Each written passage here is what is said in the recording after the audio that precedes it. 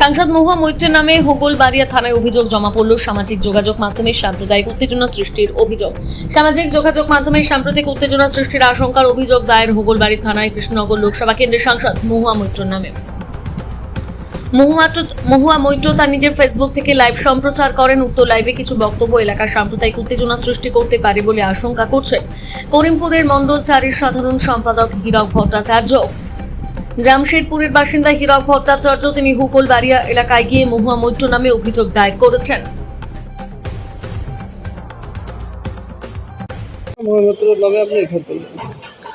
গত 15 তারিখে উনি ফেসবুক লাইভ করে আমাদের হিন্দু মহিলাদের বোরখা পরার নিদান দেন।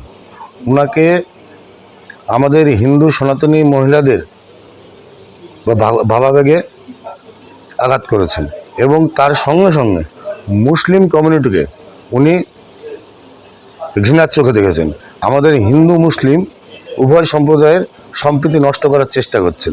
বিধানসভা ভোটের হারার পর থেকে উনি এটা বারংবার চেষ্টা করছেন। সেই জন্য আমি হোগলবাড়িয়া থানায় গতকালকে ওনার নামে অভিযোগ দায়ের করি এবং আমি এখনও চাইছি ওনার বিরুদ্ধে সম্পূর্ণভাবে আইনানুগ ব্যবস্থা হোক এবং উনি যেন সাজাপ্রাপ্ত হোক। আপনার পরিচয়? আমার নাম হীরক ভট্টাচার্য, আমি করিমপুর মণ্ডল 4-এর জেনারেল সেক্রেটারি।